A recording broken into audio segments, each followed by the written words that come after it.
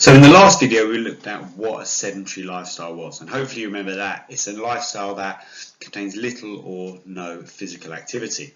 So in this video now we're going to look at the consequences of a sedentary lifestyle. So we're going to look at how it can cause obesity and the consequences of becoming obese, and also we're going to look at something called somatotypes.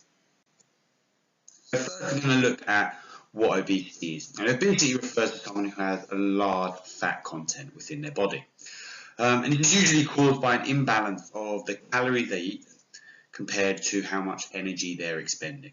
So they're taking in far more calories than they're burning off during the day. And if we're going to define obesity, then we look at two things. They either have a BMI over 30, and we're going to measure BMI in our next lesson, or they're 20% above the standard weight for their height. We're going to have a look at both of these things in our next lesson and get you to measure those. So there's two different ways of defining it. BMI over 30 or 20% over the standard weight for your height.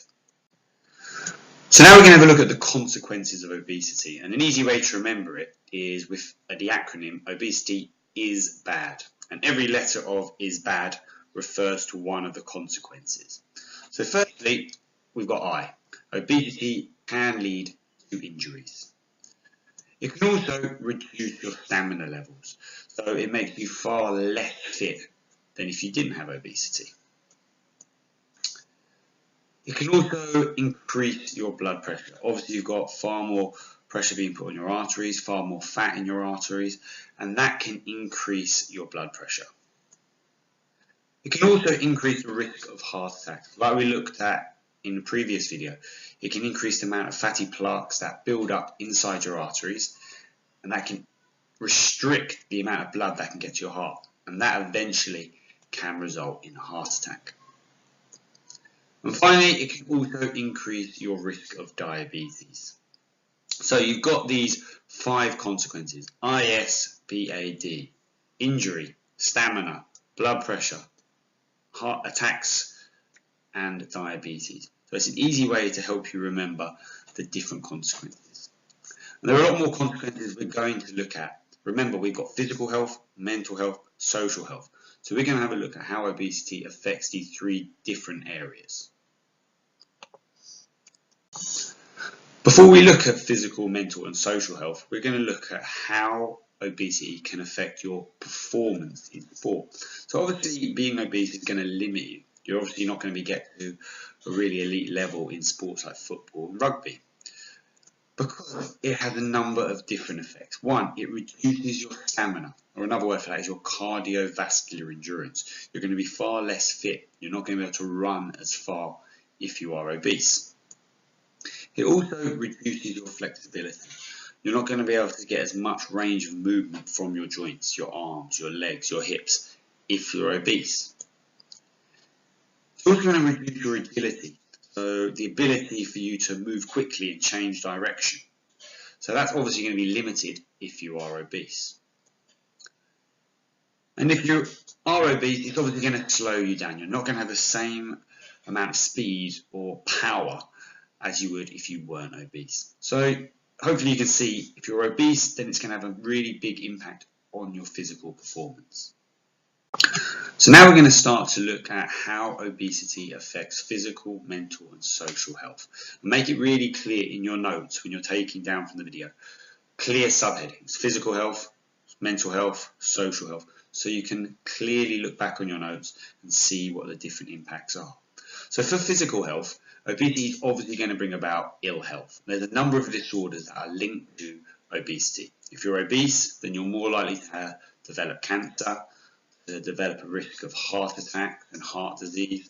You're more likely to develop diabetes and also other disorders like high cholesterol. So there's a number of disorders that are linked to obesity that can all affect your physical health.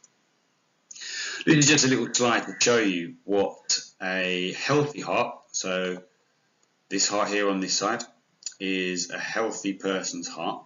And you can see, nice and red, like it should be, the heart is a muscle. Whereas if we look at an obese person's heart, you can see all this yellow fat around the outside. So you can clearly see that stress and the extra impact that it's going to have on your heart if you are obese. And things like coronary heart disease and increased risk of heart attacks are all linked to this increased level of fat around the heart. So now we're going to have a look at mental health, how being obese can affect your mental health. Now it can do is it can bring about depression, and it can also reduce somebody's confidence.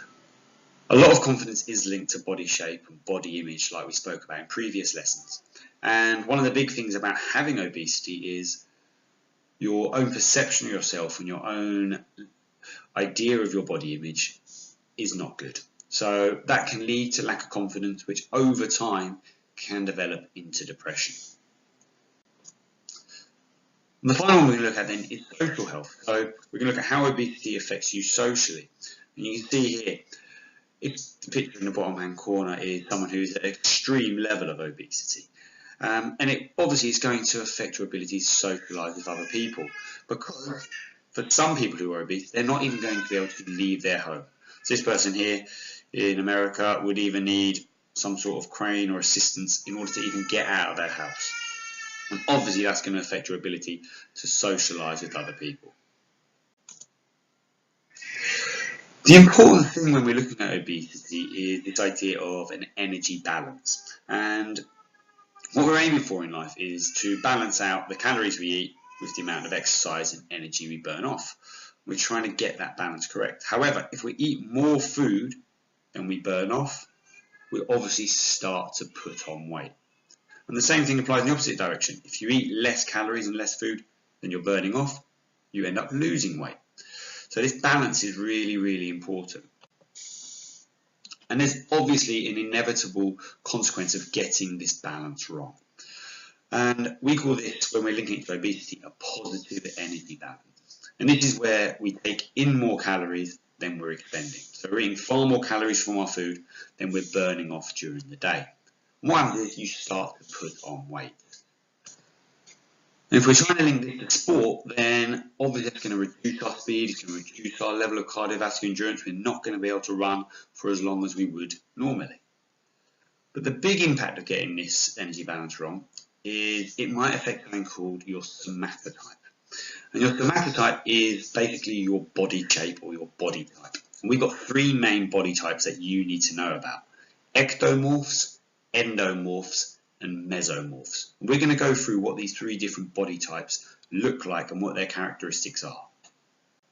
So, we've got endomorphs here, this first column, and this is your sort of fat-based body type. Mesomorphs are your muscular body types, and ectomorphs are sort of the slim body type. And what you've got to know is what are the characteristics for all these body types, and what sort of sports would we expect to see these different body types in. So the first body type we're going to look at is the ectomorph. And an ectomorph is usually characterized by someone who is very thin and very lean. They're usually very tall as well. So if you think about this type of body shape, they're going to have very narrow shoulders. Their shoulders are going to be very close together, as well as their hips and their chest. Everything is going to be very narrow, very confined, that slim body shape. And there's not much fat that exists on them. They don't have much fat on their arms, they don't have much fat on their legs, they don't have much fat around their stomach. And they're usually characterized by having very long arms, very long legs, a very thin face, and high forehead on them as well. So they're the characteristics of an ectomorph. It's a very slim body shape. And it tends to be really good for sports like high jump, long jump, where you don't want additional body weight. Okay, so if you're nice and slim, you're not carrying much weight, so you're able to jump over a bar a little bit higher. Endomorphs are this fat-based body type, and they're characterized by this pear-shaped body. So it starts lower and gets wider further down the body. And they have a high fat content in their bodies. Most of the fat will be found around the middle of their body, up on their thighs, and also on their upper arms as well. So that'd be the characteristics of an endomorph.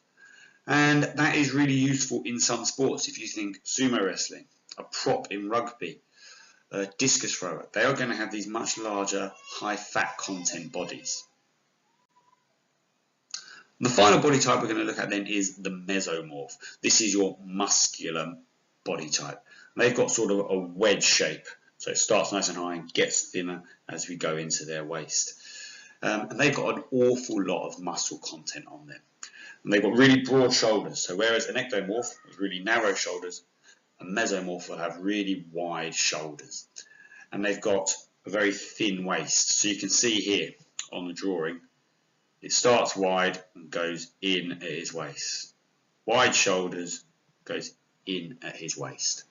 And this is really important for a lot of sports. A lot of elite sportsmen now, such as rugby players, male gymnasts, sprinters, swimmers, will all have a mesomorph body type. Muscle is the way that sport is going. They're now becoming real athletes in most sports. And this muscular body shape is where the elite performers are all aiming for.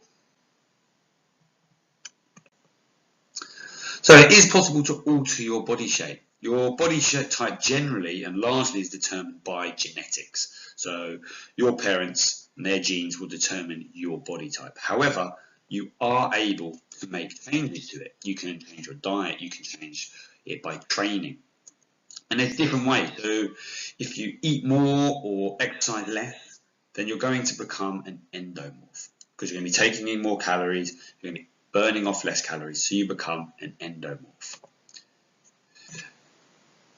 If you start to do more weight training and you start to eat more protein, then you're going to start to develop a mesomorph body type. You're going to put on more muscle. And finally, if you eat less and you do more and more exercise, you eat less calories, start training more and more, going for longer runs, for example, then you're going to reduce your body fat and you're going to develop a more ectomorphic body type. So we've got endomorph, mesomorph, and ectomorph. And we're going to have a little look at what sports these all apply to and why they'd be better for different sports in our next lesson.